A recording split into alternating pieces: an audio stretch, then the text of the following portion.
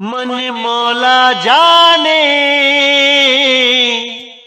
गुजर गई गुजरान रे, मन मौला जाने गुजर गई गुजरान।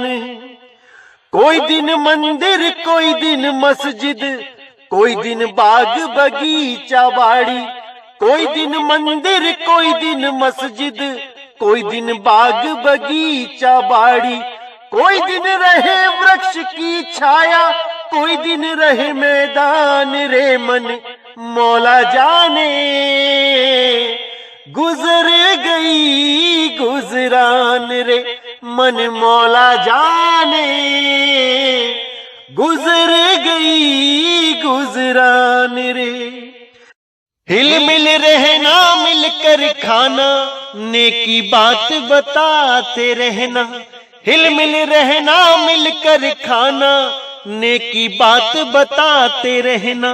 कहे कबीर सुनो भाई साधो, जपना निज नाम रे, मन मौला जाने गुजर गई गुजरान रे, मन मौला जाने गुजर गई गुजरान रे, मन मौला जाने गुजर गई गुजरान। नमस्कार मेरे प्यारे भाइयों, मेरे परम पिता परमात्मा के प्यारे जीव हंसों, मैं बंदी छोड़ से यही अरदास करता हूं कि आप सब मेरे भाइयों का विवेक पहले से ज्यादा और ज्यादा और ज्यादा से ज्यादा बढ़ता ही जाए, और ऐसी कोई दुविधा ना रहे जो मेरे भाइयों को 1% भी भ्रमित कर पाए। ऐसी कोई भी बात ना बचे जो मेरे भाइयों को समझ में ना आए। हर चीज ऐसी क्रिस्टल क्लियर होती चली जाए, हर भेद ऐसे समझ में आता चला जाए कि कोई भी काल का दूत मेरे प्यारे भाइयों को भरमा ना पाए।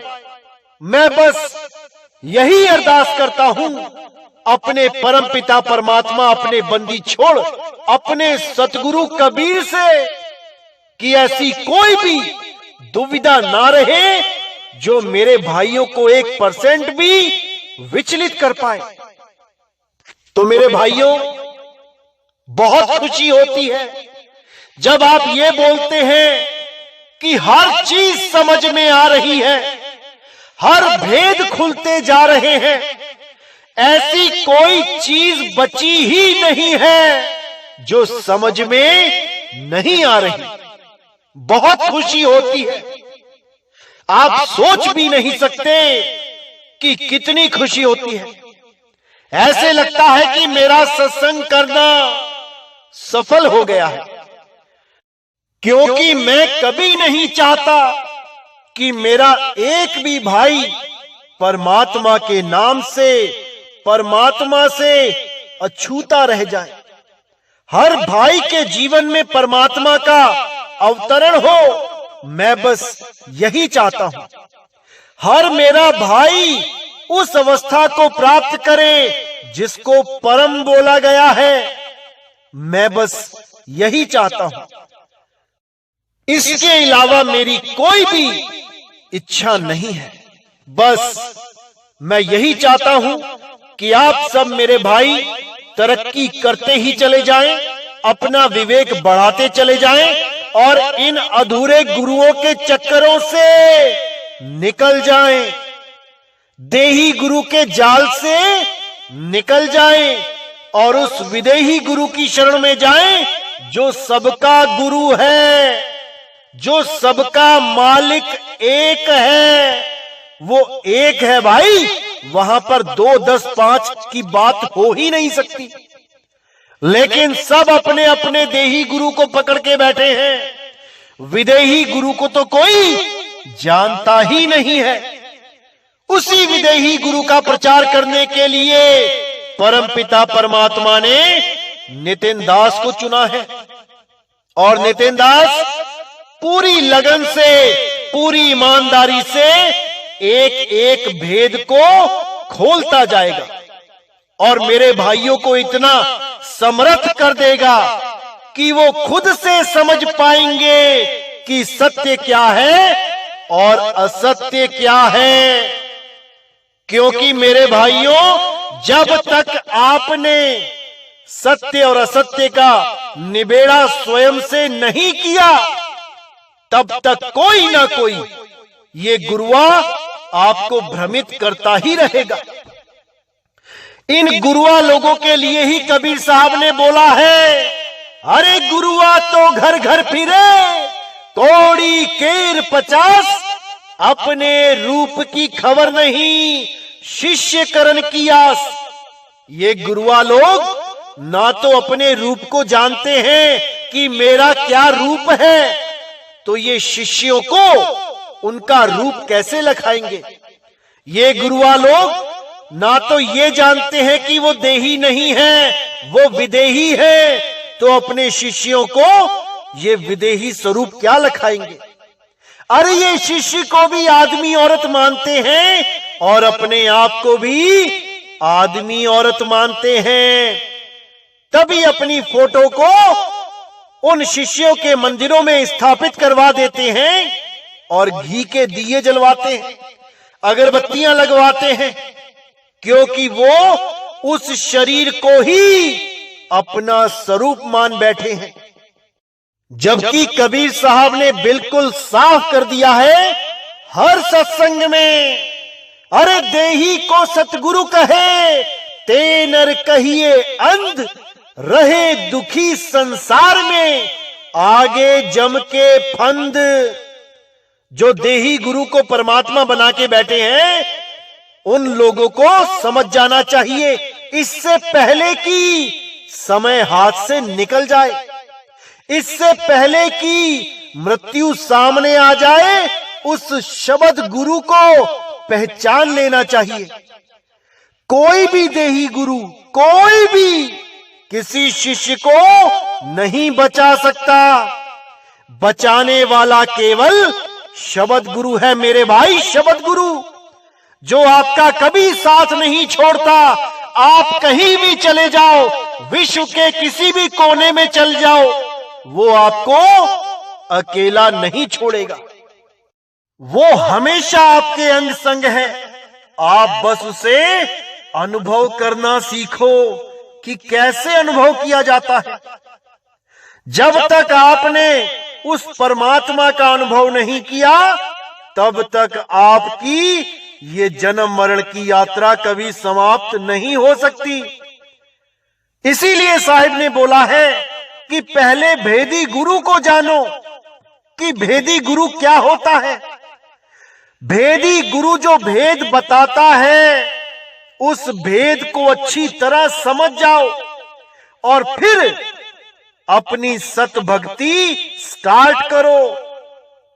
अगर भेद ही नहीं होगा तो मेरे भाई भक्ति कर ही नहीं सकते, क्योंकि भेद नहीं होगा तो कोई ना कोई मंत्र जंत्र तंत्र जप रहे होगे, कोई ना कोई नाम जाप कर रहे होगे, कबीर कबीर कर रहे होगे, सत साहिब कर रहे होगे, राम राम कर रहे होगे, वाहिगुरु कर रहे होगे, क्योंकि ये सारे नाम ही 52 अक्षरी हैं। और अगर भेद नहीं पता तो केवल 52 अक्षर ही जप सकता है ये इंसान, और कुछ नहीं कर सकता। ज्यादा से ज्यादा ध्यान लगा सकता है।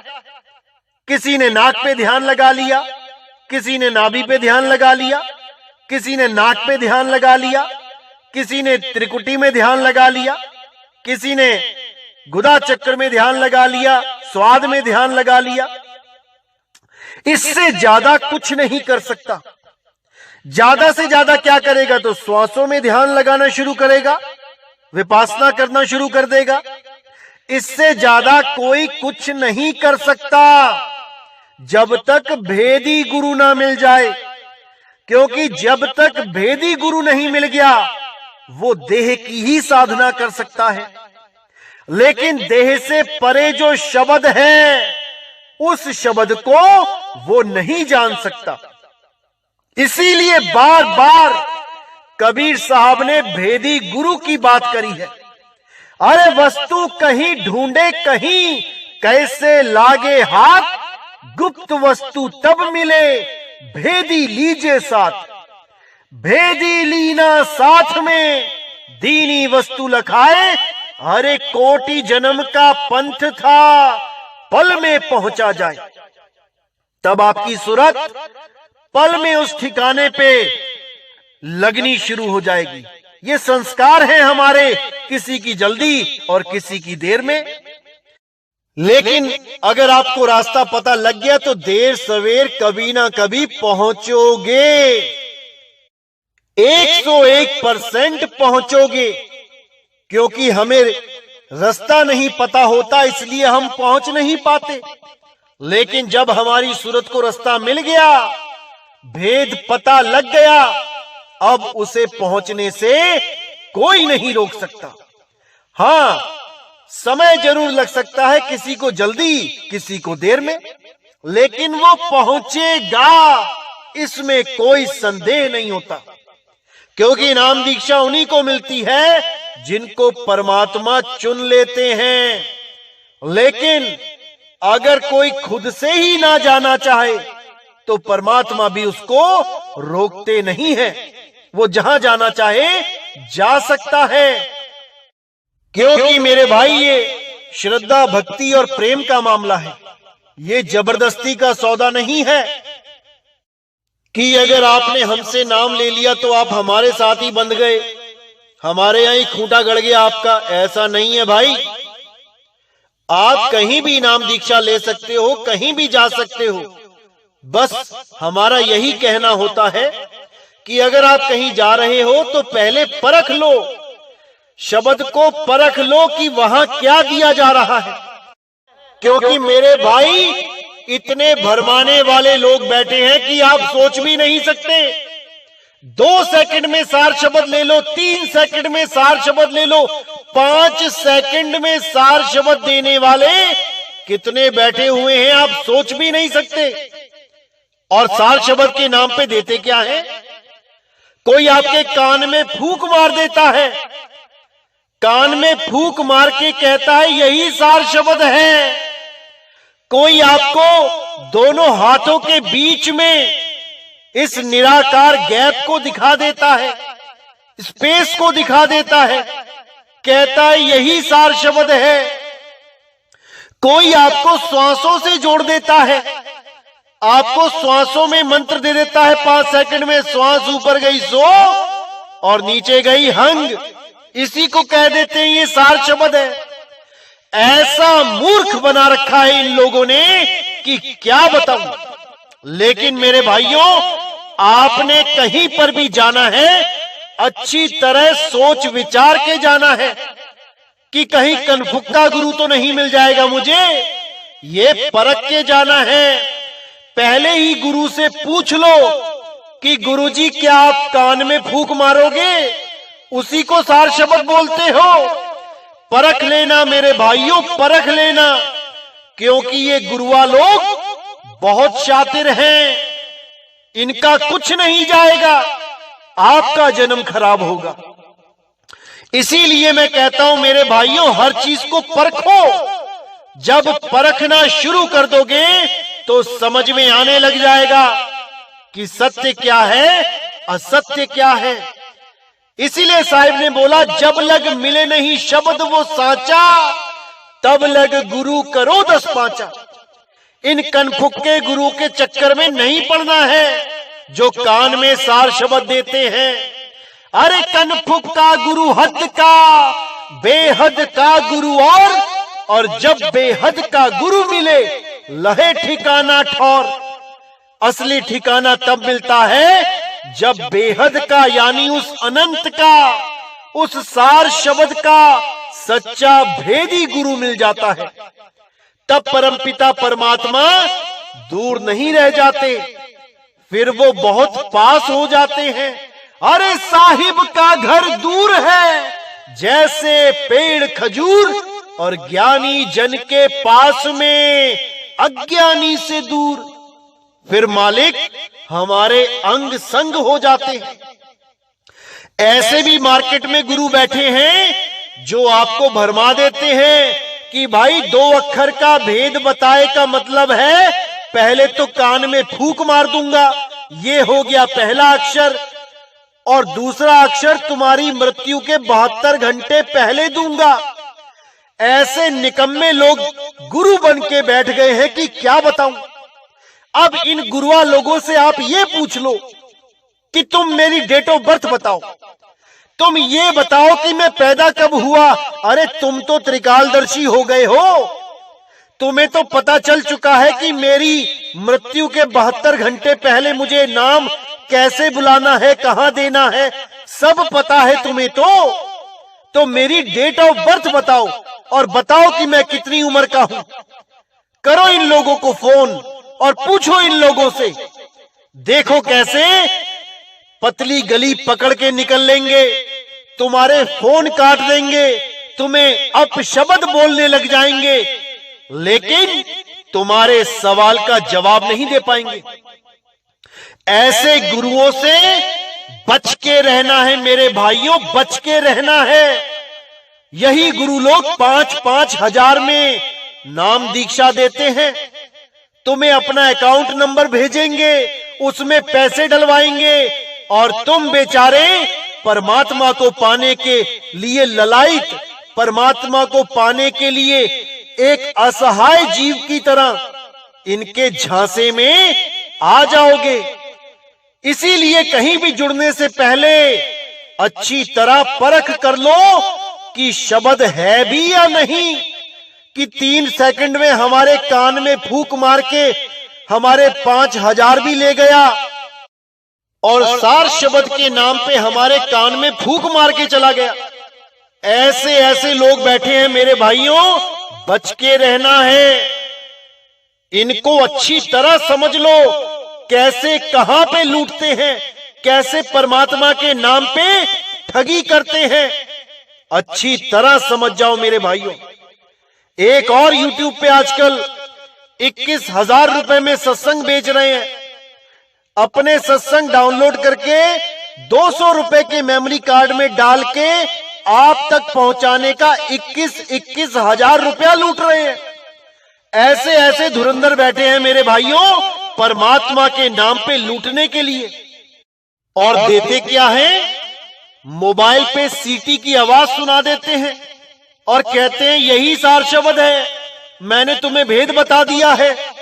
अरे ये मोबाइल की सीटी तो वो सुन पाएगा जिसके कान हैं, जो सुन नहीं सकता वो तुम्हारे मोबाइल की सीटी क्या सुनेगा। और कैसे पहचान करेगा सार शब्द की, ऐसा मूर्ख बना रखा है इन लोगों ने। अरे भाई, सार शब्द की पहचान केवल सूरत करती है, और सूरत को सैन चाहिए, इशारा चाहिए। सैन मिलते ही सूरत अपने ठिकाने के लिए निकल पड़ती है, और सतगुरु मिल जाता है तो उसे वो अचल अवस्था प्राप्त होती है, जिसके लिए बोला गया है सतगुरु के लक्षण कहूं, अचल विहंगम चाल, हमें अमरापुर ले गया ज्ञान शब्द सरघाल। वो अचल अवस्था प्राप्त होती है जब सूरत को भेदी गुरु मिल जाता है, क्योंकि सूरत ही शिष्य है और शब्द ही गुरु है।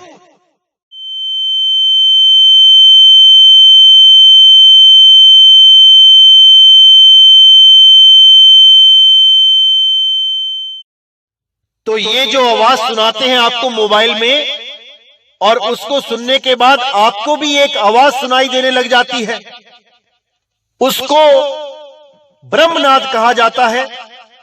वो ब्रह्मनाद है, वो परमात्मा का शब्द नहीं है, क्योंकि वो ब्रह्मनाद इन कानों से सुनाई देता है। कभी लगेगा दाएं कान से आ रहा है, कभी लगेगा बाएं कान से आ रहा है, ये चारों तरफ है असल में। और इसी ब्रह्मनाद को टीनीटस बोला जाता है अंग्रेजी में। लोगों को इस टिनीटस के द्वारा इतनी परेशानी होती है कि उन्हें ऑपरेशन तक कराना पड़ जाता है। लेकिन ये गुरुआ लोग इसी टिनीटस को परमात्मा का नाम बता देते हैं। ऐसी हालत इनकी खराब होने वाली है अंत समय में कि लहर अबदाना। जिस टिनीटस से लोग परेशान हो जाते हैं, चलते फिरते उठते बैठते उनको ये आवाज सुनाई देती है जो कभी कम और कभी ज्यादा हो जाती है। इतनी ज्यादा हो जाती है कि सिर तक दर्द होने लग जाता है, इतनी ज्यादा हो जाती है। इससे परेशान होके लोग डॉक्टरों के पास ऑपरेशन तक कराने के लिए तैयार हो जाते हैं और ये लोग उसको सार शब्द बना के मोबाइलों में सुना रहे हैं। हैरानी होती है ऐसे लोगों को देख के, क्योंकि इन्होंने अपना तो कोई गुरु धारण किया नहीं होता है। लोगों के सत्संग सुन सुन के YouTube चैनल बना के बैठ गए हैं। अब जैसा मन में आता है, जो मन कैच कर पाता है, उसी को सत्य मान के पेश कर देते हैं। अब नीर चीर का निबेड़ा करे तो करे कौन, जब गुरु ही कोई नहीं है। अब इन लोगों से पूछो कि तुम्हारा गुरु कौन है, तो कहते हैं मेरा गुरु तो 2 साल पहले मुझे प्रकट हो गया, अपने आप ही, यानी परमात्मा खुद ही आ गया। अब इनसे कोई पूछने वाला हो कि भाई 5, 6, 7, 10 साल से तो तुम साईं बाबा की फोटो लगा लगा के मंत्र दे रहे हो, धन लक्ष्मी मंत्र दे रहे हो, और 2 साल पहले तुम्हें 2018 में तुम्हें सतगुरु प्रकट हो गया। असल में मेरे भाइयों, ये लोग हमारे सत्संग सुन सुन के जागे हैं। इनको समझ में आ गया कि हम जो कर रहे हैं वो गलत था। लेकिन अब नितिन दास को गुरु कौन बनाए, अब इस पंथ में नाम कौन लेवे, क्योंकि गुरु तो ये पहले से ही बने बैठे थे, लोगों को ऑनलाइन मंत्र देते फिरते थे। अब कैसे कहें कि हम चेले हैं, क्योंकि अहंकार सामने आ गया। अब ये लोग क्या करते हैं, ये लोग ज्ञान की चोरी करते हैं। जो हमसे सुना, जो हमसे समझा, उसी को अपने शब्दों में पेश कर दिया, ताकि कोई ये भी ना कहे कि तुम कुछ जानते ही नहीं हो, क्योंकि हमारी कॉपी करेंगे, हमारी नकल करेंगे। अब जो नया जीव होगा जिसने हमारे सत्संग नहीं सुने हैं, वो आकर्षित हो जाएगा कि भाई महात्मा जी ने तो बहुत अच्छी बात बताई। अब इनको ये नहीं पता कि महात्मा जी सुन कहां से रहे हैं, इनको ये नहीं पता लग पाता इन जीवों को, और ये उन्हीं को सतगुरु मान के बैठ जाते हैं। ये सोचते हैं कि हमारे गुरुजी को परमात्मा खुद ही प्रकट हो गया। मेरे भाई, ऐसा नहीं होता। ये जितने भी आजकल YouTube पे बैठे हुए हैं जो नी अक्षर नाम, सार शब्द, निज नाम की बातें कर रहे हैं, ये 2018 से पहले कहां थे।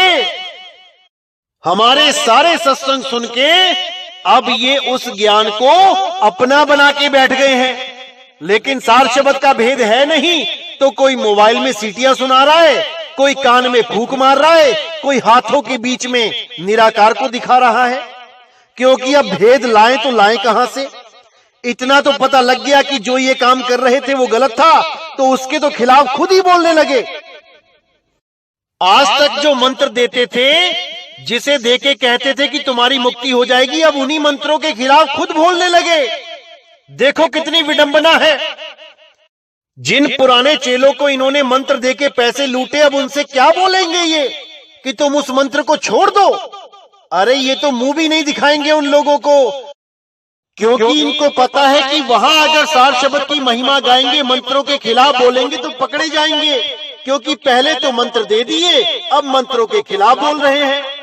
चेले पूछेंगे, गुरुजी आज तक आपको यही नहीं पता था कि मंत्र जपने हैं कि नहीं, आप गुरु कैसे बन के बैठ गए।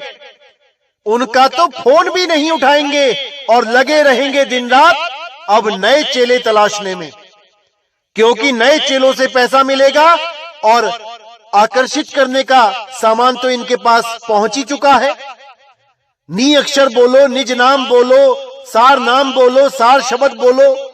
अब सार शब्द करते नहीं थकेंगे, क्योंकि पता है कि अब नितिन दास ने मंत्रों की मार्केट डाउन कर दी है।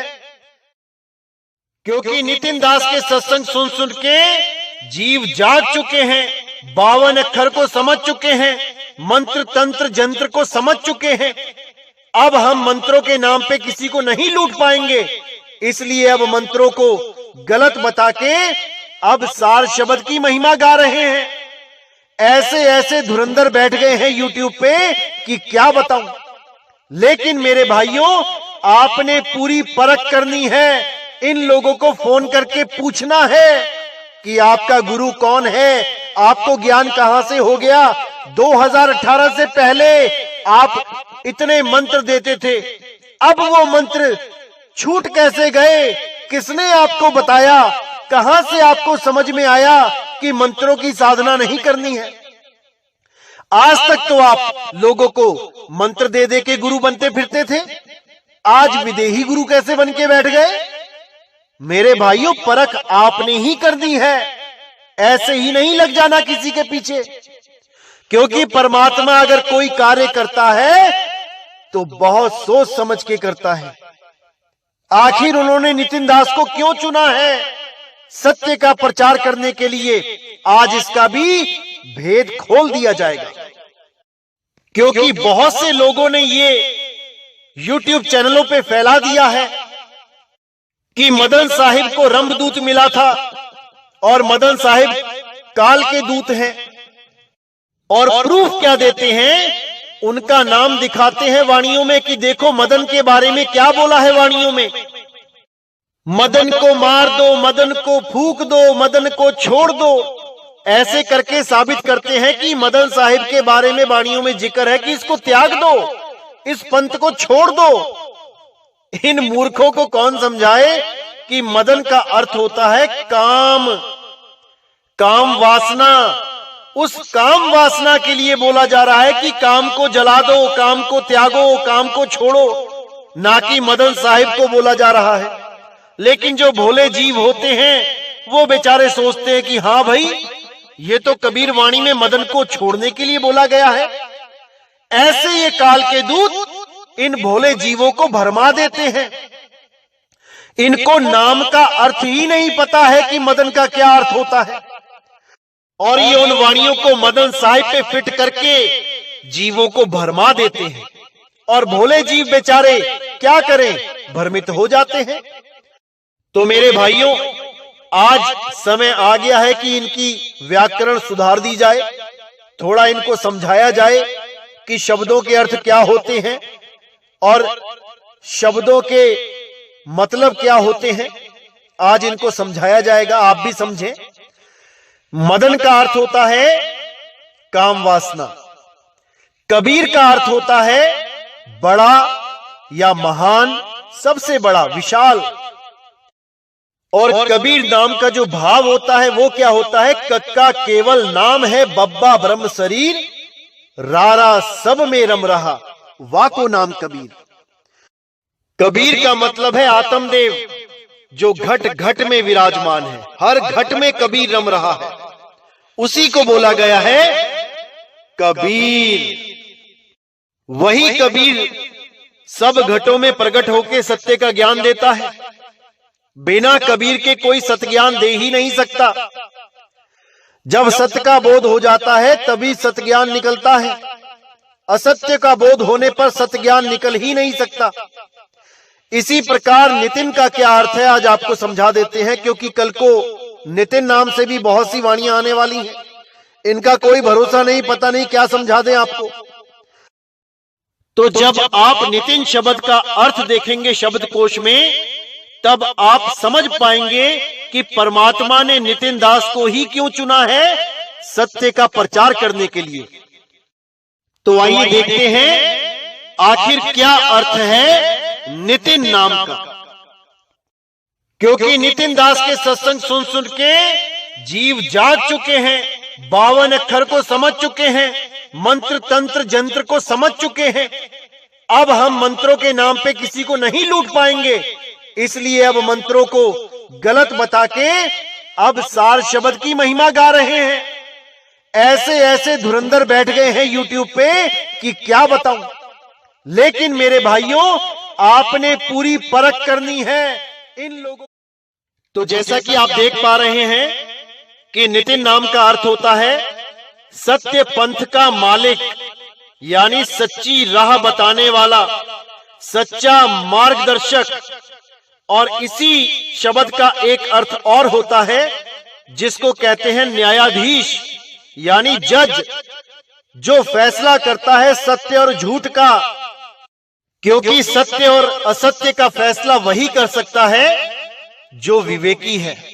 बिना विवेक के आप सत्य और असत्य का फैसला कर ही नहीं सकते, क्योंकि एक न्यायाधीश ही सत्य और असत्य को भली भांति पहचानता है कि क्या सत्य है क्या असत्य है, और वो असत्य को त्याग के सत्य का साथ देता है और फैसला सुनाता है कि क्या सत्य है।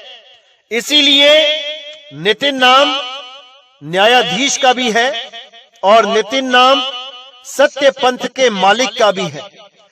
जो कलयुग में सत्य का डंका बजाएगा, कलयुग में सतयुग लेके आएगा, वो यही मूल ज्ञान है, वो यही आत्म ज्ञान है, जिसमें सारे धर्म भेद, सब जात पात भेद खत्म हो जाएंगे और लोग 52 अक्षरों से ऊपर उठ के आत्मदेव की पूजा करेंगे, आत्मदेव को सत्य मानेंगे और आत्मा में ही रम जाएंगे। और इस नाशवान जगत को, नाशवान शरीर को अच्छी तरह समझ जाएंगे कि कैसे हम इसमें फंसे पड़े हैं। हम आत्मा से दूर हो गए हैं, हम सत्य से दूर हो गए हैं और संसार के करीब हो गए हैं, इस माया के करीब हो गए हैं, इसीलिए माया में उलझे हैं।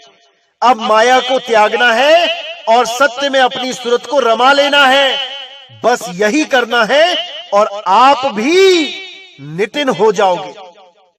क्योंकि नितिन कोई नाम नहीं है भाई, नितिन एक गुण है।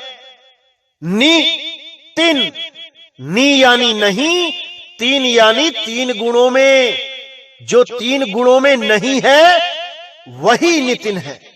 3 गुणों से ऊपर उठ जाओ, अरे तुम ही नितिन हो जाओगे, तुम ही नितिन हो जाओगे। जैसे तत्व के आगे नी लगाने पे बन जाता है नी तत्व, यानी जो तत्वों में नहीं है।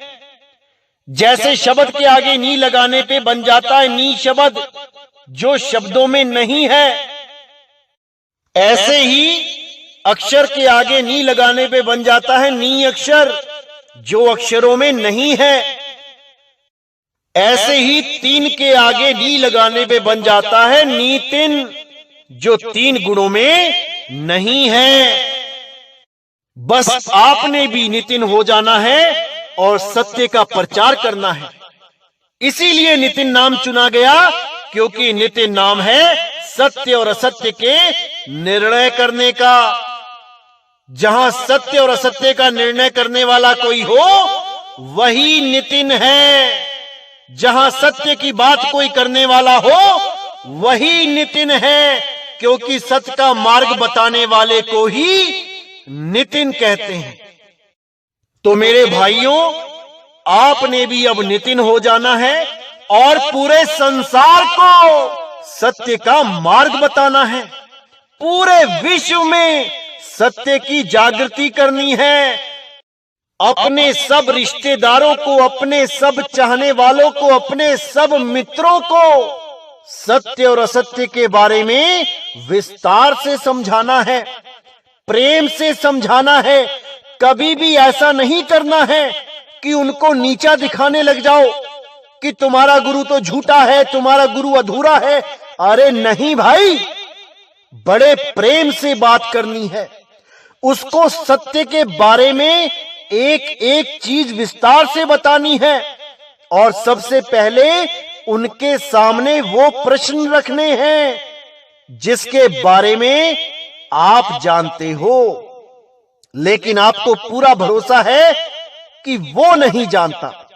जब आप ऐसे सवाल किसी खोजी के आगे रखोगे तो वो खोजना शुरू करेगा और उसको इन सवालों के जवाब मिलेंगे नहीं, क्योंकि उन सवालों के जवाब कोई भेदी गुरु ही दे सकता है या उस भेदी गुरु का कोई शिष्य दे सकता है।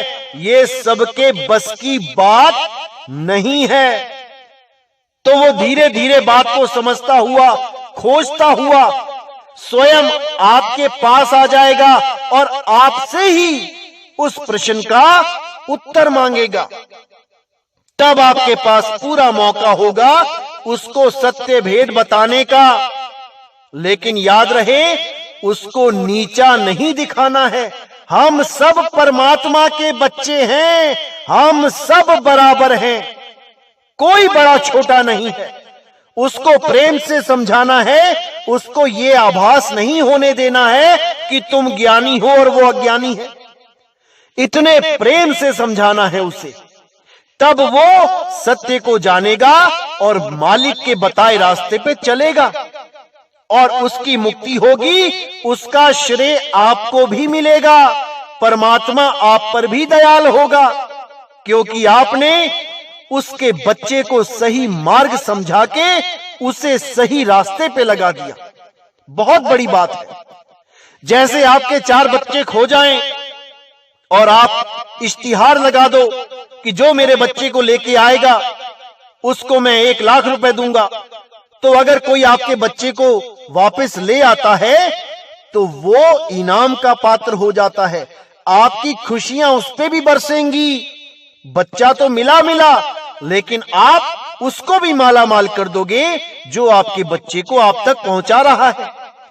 इसी प्रकार परमात्मा उस जीव से सदा प्रसन्न रहते हैं जो उनके बच्चों को सही मार्ग बताता है, मुक्ति का रास्ता बताता है।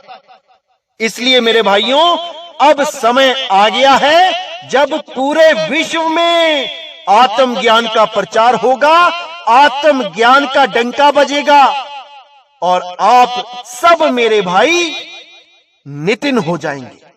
मुझे बस उसी समय का इंतजार है जब गली गली में नितिन हो जाएंगे।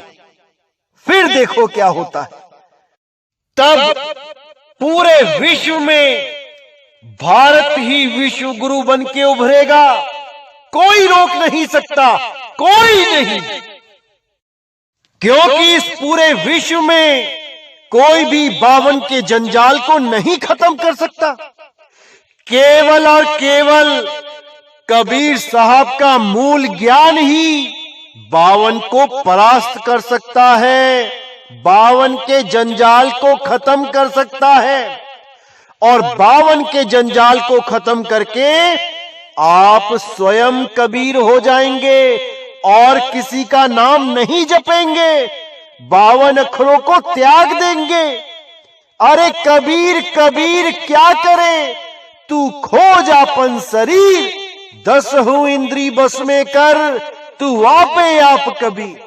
तो मेरे भाइयों, हमें ही कबीर हो जाना है, लेकिन कबीर होने से पहले हमें नितिन होना पड़ेगा, यानी सत्य असत्य का निर्णय करने वाला बनना पड़ेगा, क्योंकि हमने ही असत्य को धारण कर रखा है और सत्य से दूर हुए बैठे हैं।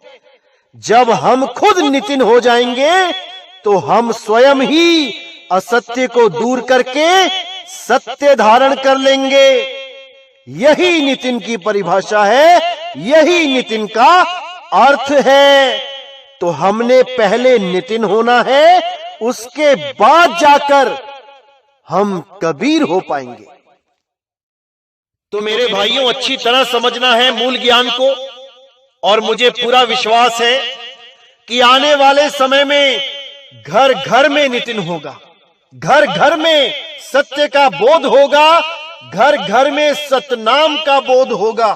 मुझे पूरा विश्वास है जब मेरे देश का हर विवेकी पुरुष 52 अक्षरों से ऊपर उठ के सोचेगा, 52 अक्षरों के माया जाल को तोड़ देगा, तब समझ जाऊंगा कि अब हम विश्व गुरु बन चुके हैं।